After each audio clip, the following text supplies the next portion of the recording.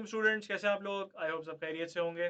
Okay, जैसे कि मैंने आपसे प्रॉमिस किया था, लाइन के चैप्टर में मैं 2 वीडियोस और प्रोड्यूस करूंगा। इन 3 आपके सारे क्वेश्चंस कंप्लीटली कवर हो जाएंगे। ओके, जैसे कि हमने प्रीवियस लेक्चर अगर आप फॉलो कर रहे हो तो उसमें मैंने 4 क्वेश्चंस कराए थे, and now starting from the 5th, 6th, 7th and 8th, next 4 questions.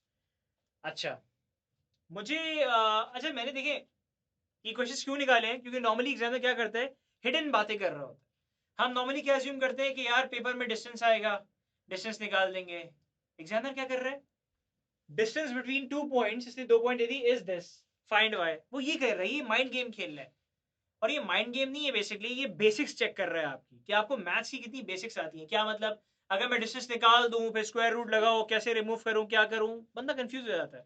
Confuse होने की जरूरत नहीं है, हम यहाँ हैं। देखो, 7,1, 3, y, x1, y1, x2, y2। Okay, now मुझसे बोला गया कि यार डिस्टेंस दिया है 5 यूनिट्स। मैंने कहा डिस्टेंस का फॉर्मूला होता था, मतलब डिस्टेंस तो निकल गया, तो क्या था यार, x2 माइनस x1 का whole square plus y2 minus y1 का होल स्क्वायर। ओके, मैंने कहा यार स्क्वायर रूट रिमूव करने के लिए मैं स्क्वायरिंग ऑन बोथ साइड्स करता हूँ। वेरी गुड, मैं करता हूँ। ये क्या हो गया, 25 इज इक्वल्स टू, ये क्या हो गया, 3 माइनस 7 माइनस फोर का स्क्वायर 16, यस, प्लस कैसे खोलू, y square minus 2y plus 1। याद आया, याद आया ये चीज। Okay, y square minus 2y plus 1 plus 16 minus 25, कितना हो गया, 17 minus 25 minus 8, y square minus 2y minus 8 is equal to 0, y square minus 4y minus 2y minus 8, 4y plus 2y, कितना हो गया ये, y minus 4 plus 2 y minus 4। Okay, अच्छा भाई, ये कितना हो गया, y is equals to minus 2 और y इज इक्वल्स टू 4। देखो, दो चीजें हैं पेपर के अंदर, आंसर तो दोनों सही है, -2 भी सही है सर, 4 भी सही है। अब depends on the option, option में दोनों दिए हैं, दोनों मार्क कर देना, ऑप्शन में एक दिया है, एक मार्क कर देना, कोई इतनी बड़ी इशू नहीं है। मेन ये था कि हमें निकालना आना चाहिए, और हमें चीज आ गई है। ठीक है, कैसे, ये कर दिया। Now question number 6, two vertices of a triangle are this दिए हुए हैं, find third vertex if centroid is 3,1। किसी भी ट्राइंगल के जब 3 वर्टिसेस दिए हुए होते हैं तो उसका सेंट्रोइड कैसे ढूंढते हैं? सर उसका सेंट्रोइड ढूंढते हैं हम x1 plus x2 plus x3 divide by 3, और हमारा सेंट्रोइड आ जाता है। और y का भी इसी तरह करते हैं। लेकिन सर यहाँ पे इसने तो वर्टेक्स को गायब कर दिया, मतलब इस चीज को गायब कर दिया, और मुझे ये सेंट्रोइड निकाल के दे दिया, एंड दैट इज 3। तो इसका मतलब कि पहला x क्या है 2, दूसरा x क्या है 3, मुझे तीसरा नहीं पता, इसका वर्टेक्स क्या, इसका सेंट्रोइड क्या है 3। तो अब अगर मैं क्रॉस मल्टीप्लाई करूं तो मुझे देगा 5 प्लस x3 जो मुझे चाहिए, 3 3 जा 9, तो x3 will be 9 minus 5 is 4। Is that clear? Okay, very good. इसी तरह हमने तो ये वर्टेक्स का एक कोऑर्डिनेट निकाला है ना, दूसरा कौन निकालेगा? 4 प्लस -4 प्लस y3 मुझे नहीं पता, divide by 3 is equals to 1। तो ये आ गया 4 माइनस 4 तो 0, plus y3 is equals to 3, तो y3 इज इक्वल्स टू 3, खत्म। तो मेरा वर्टेक्स क्या आया, 4, बस इतनी सी बात, और कुछ भी नहीं करना है। क्वेश्चन नंबर 7, क्वेश्चन नंबर 7 कहता है कि पॉइंट ए, सुनना अच्छा सवाल है, point A is 2/5, point A is 2/5 from this to this. अच्छा, तो एक कोऑर्डिनेट्स क्या होंगे?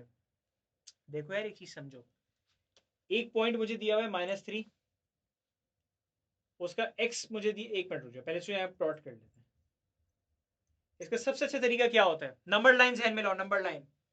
-3 से जब मैं 3 जाता हूं तो कितने यूनिट्स आगे जाना पड़ता है मुझे, 6 यूनिट से। कैसे निकाला, -3 प्लस, मुझे डिस्टेंस नहीं पता पहुंचता कहां पे, 3 पे, तो डिस्टेंस यहीं पे रखो, 3 + 3 6, तो इसका मतलब 6 यूनिट्स आगे जाना पड़ता है। तो यहां से यहां तक 6 यूनिट्स है। और -2 से 4 पे जाऊं तो -2 प्लस डिस्टेंस नहीं पता और 4 पहुंचना है, तो डिस्टेंस इज इक्वल्स टू ये 6। तो यहां से यहां तक भी मुझे 6 यूनिट्स चाहिए। इसका मतलब point A is 2/5 in distances का। जब मैं इन डिस्टेंस का 2/5 करूंगा तो पॉइंट ए के कोऑर्डिनेट मैं यहां से आगे ले जाऊंगा। क्या मतलब सर, पहले तो 6 यूनिट्स का 2/5 लो, कितना होगा 12/5, ऐसी होगा ना, 2/5 ऑफ 6 कितना होगा 12/5। सर 12/5 की पावर से मुझे आगे मूव करना है, 12/5 यूनिट्स मुझे आगे मूव करने हैं। कहां से, यहां से और यहां से, ताकि मैं इस लाइन में आगे जाऊं। मैं इस लाइन का पूरा हिस्सा नहीं हूं, मैं यहां से शुरू हूं मगर इस डिस्टेंस का 2/5 हिस्सा हूं। मैंने किया एक्स कोऑर्डिनेट -3 है, कितना डिस्टेंस आगे मूव करना है 12/5, जल्दी से बताओ कितना है 5, -15 + 12 ये कितना हो गया -3/5, तो x तो मुझे -3/5 कोऑर्डिनेट मिल गया। अब दूसरा क्या है -2, y भी तो 12/5 ही घूमना है मुझे, इसमें 12/5 ऐड कर दो, तो कोऑर्डिनेट्स क्या है मेरे पास -3/5 और 2/5।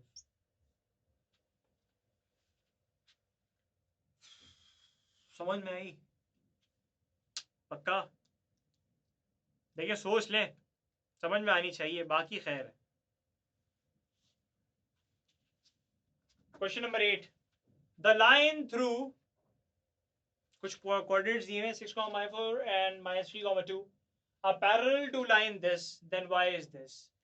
यार मैंने कहा था दुनिया डिस्टेंस, ये लाइन की दुनिया डिस्टेंस और स्लोप ग्रेडियंट इनसे बाहर नहीं जाएगी, नहीं जाएगी। और इक्वेशन, इक्वेशन तो एक सेकेंडरी बात कर रहा हूं, इक्वेशन भी ग्रेडियंट और कोऑर्डिनेट से ही बनेगी, ठीक है। ग्रेडियंट है तो इक्वेशन है, कोऑर्डिनेट्स है तो इक्वेशन है, वरना कुछ नहीं है, अदरवाइज डिस्टेंस बीच में आएगा। यार खुद देखो ये पैरेलल का वर्ड क्या बता रहा है मुझे, ये कह रहा है, ये कुछ बता रहा है मुझे, कोई लाइन दो पैरेलल कब होती है सर, जब दो लाइन कभी पैरेलल होती है तो उनका ग्रेडियंट सेम होता है। सर जब उनका ग्रेडियंट सेम होता है इसका मतलब कि जो इसका ग्रेडियंट होगा वो इनका ग्रेडियंट भी होगा। कैसे सर, इनका ग्रेडियंट निकालो तो 2 6/-9 ये हो गया -2/3, ठीक है, ये ग्रेडियंट है। तो ये कहना चाह रहा है कि अगर पैरेलल लूं तो इसमें भी यही ग्रेडियंट मिलेगा, 3y - 3 4 y = 7/3 आ गया y, बात समझ में आई।